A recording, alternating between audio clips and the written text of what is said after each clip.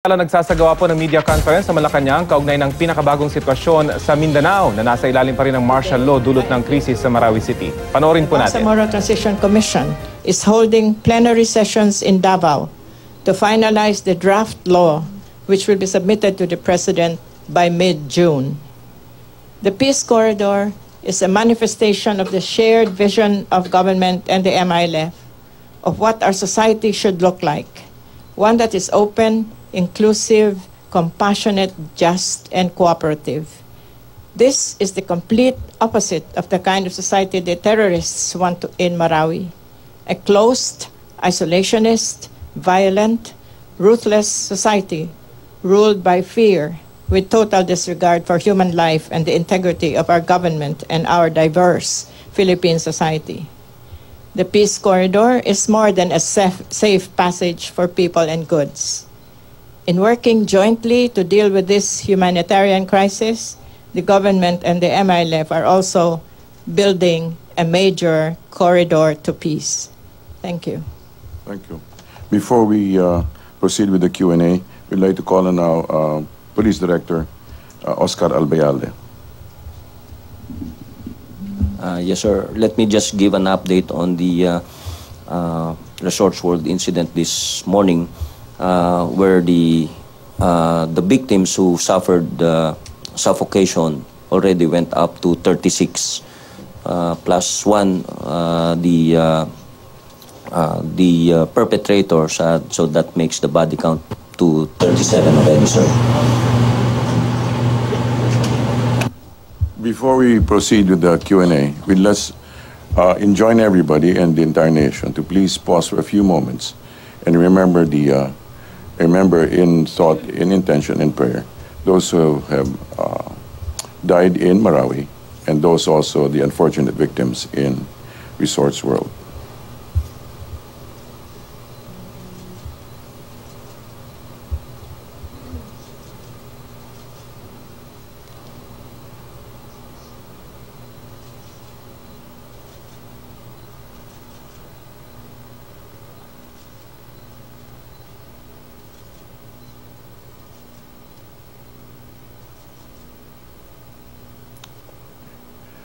Thank you.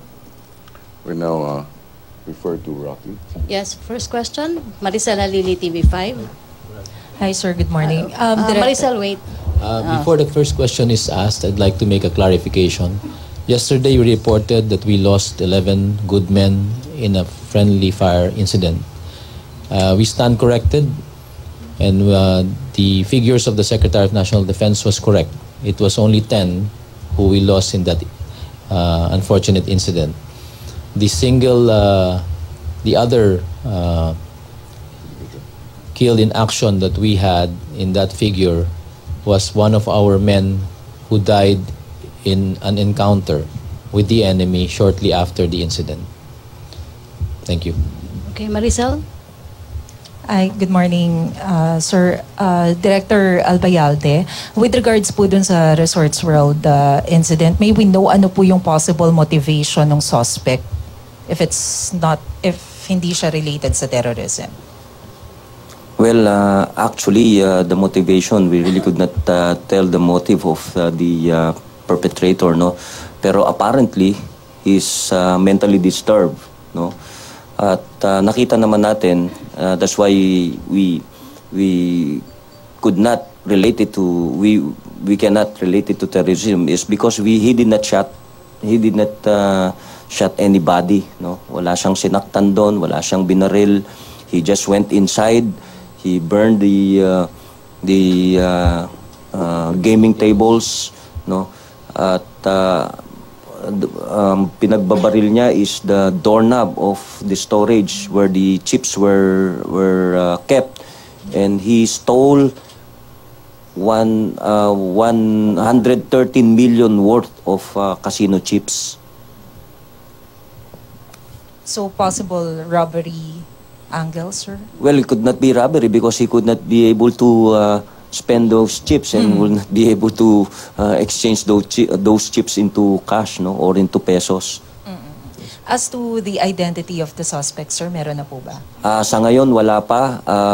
What we only identified is the owner of the car that he used. So that is now under police operation, pinapollow up ng ating police operatives. Pero possible po na foreigner? Well, he looks Caucasian, he talks in English, and he's big and he's white. So ang assumption ng mga tao doon, he speaks in English, so probably he's a foreigner.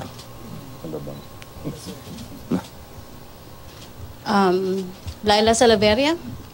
For Director Albayalde, sir, what's your current assessment of the security situation in Metro Manila following this incident in Resorts World? Well, generally, Metro Manila, we enjoy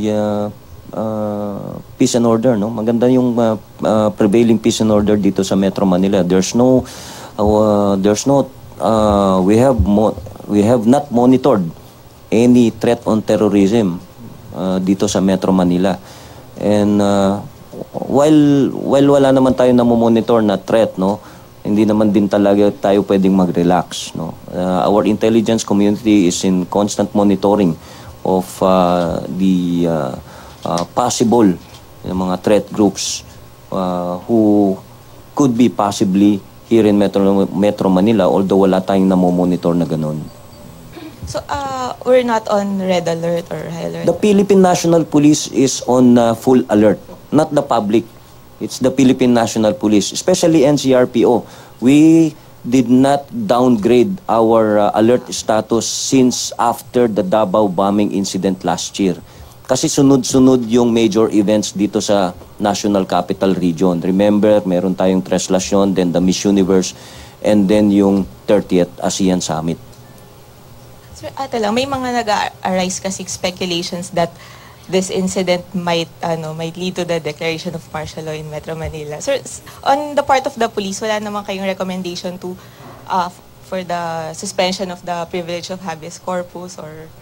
Wala po. We did not recommend anything on that issue, especially to the president. No, it's only the president who can decide on that. Yes. To spokesperson Abella, sir, may command conference kahapon. What did the president give any directives as to the situation in Metro Manila? I don't have the specific update regarding that, but there was just full discussion. He was simply apprised of a current situation in Mindanao. Okay, thank you. Okay, for NCRPO Chief, Anjo. CNN Philippines. Good afternoon, sir. Sir, how sure are we that this guy acted alone? May kumakalat kasi, sir, na video na merong dalawa sila doon. Well, apparently, it's fake. It's from 2014. Can you once and for all clarify that? Yes, this person acted alone. He was alone from the start until end. From the first time that he entered the establishment o yung Resorts World, no? Yung pintuan ng Resorts World, he was already alone. He left his car inside the car park at pagpasok niya, he was already hanging his baby Armalite dito sa shoulder niya, no? And merong security doon, probably internal security lang doon. It's because hindi naman siya talaga security guard, babae pa. So nakita niya when she approached the guy, nakita niya yung firearms at doon pa lang narattle na siya, so tumakbo na siya, and she was seen by the public na nandoon, so that created panic already, no, and stampede. That caused now the minor injuries ng mga 54 na tao doon. So because of that panic, merong mga nasugatan, merong napilay, all minor injuries. Sir, may nakikita ba kayong lapses sa security ng hotel? Why, in the first place, nakapasok yung baby Armalite, pati yung 1 liter of gas? Tinitignan natin ngayon yan. No? I think the hotel management will also strengthen their security on that after this incident. Okay, for NCRPO Chief pa rin, Tuesday New, Deo de Guzman and Vic Sumintak and Hannah. Sir, hi sir. To Director Albayalde. Sir, yung mga fatality, saan po sila nakita? Na ipon-ipon ba sila sa isang lugar o kalat-kalat sila nung nakita po dun sa loob ng hotel? Practically dun sa gaming area, dun sa casino, dun sa gaming area sila lahat nakuha. Dun sa gaming area, none on the rooms. Wala dun sa mga rooms kasi nakalabas lahat ng mga occupants ng mga rooms. So, pwede nating sabihin, sir, na hindi na sila pinalabas doon ng suspect, kaya hindi na sila nakatakas pa o nakalabas anywhere else? That's not probably what happened, no? Kasi itong suspect, he was all over. In fact, he was all over. Nandun lang siya, dun sa stairwell, nagpahinga siya dun sa stairwell. He was monitored through CCTV. Kaya alam natin siya na nag-iisa. In fact, we have pictures there, we have CCTV footages of him. No? Hindi naman niya binantayan yung mga tao doon. What caused their death possibly is because of the thick smoke.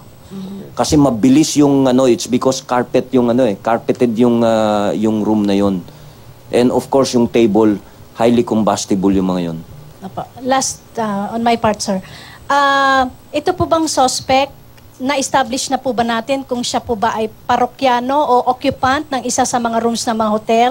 Dahil paano po siya nakapasok doon sa room 510 nang wala siyang susi? O niransak po ba niya yung doorknob ng room at nakapasok siya sa loob? We have not talked with the chief security yet kung talagang yung tao na yon he frequents that place, no? With regards to your question, paano siya nakapasok, binabaril niya yung doorknob. Binabaril niya yung doorknob ng mga kwarto para mabuksan niya. Thank you, sir. Deo. Good morning, sir. Sir, sinasabi niyo po kanina nag-iisa lang po siya and closely monitoring po through CCTV. So, kung namomonitor po siya, bakit po parang tumagal pa yung insidente kung namomonitor naman po itong nag-iisa na perpetrator na ito? Yes, we ran after him. Remember, kaya hindi siya nakalabas doon. It's because we were already there. A few minutes after the Resorts World Management called for police assistance, no? Kaya hindi siya nakababa. There was even a very short encounter between him and the responders na PNP. So he went up at the 3rd floor and then he went up to the 5th floor. Nagsunog siya ulit ng carpet so that it will be covered by thick smoke again, tsaka para mawala kang makita dun sa CCTV. Dun na nawala yung kung nasaan siya. Yes, sir, with the security. So we went, we cleared the hotel room by room. We started, on the 5th floor. But when we went up to the 5th floor, he went down to the 2nd floor and he even burned another BMW car there. So when we went up to the 6th floor, he went back to the 5th floor. Doon na siya nandun sa room 510. With regards naman po doon sa security ng hotel, may baril po ba itong mga ito? Para po kasing kulang sa training, kulang sa paghahanda. Maraming kakulangan po yung kanilang security. During that time, wala tayong nakitang firearms na hawak nung internal security doon. Thank you, sir. Okay, Vic. Sir, just a follow-up kay General Albayalde. Doon sa, di ba sabi nyo naka-heightened alert na kayo matagal na dito sa NCR? Di ba dapat may mga police personnel sa mga private establishment? Intro lang.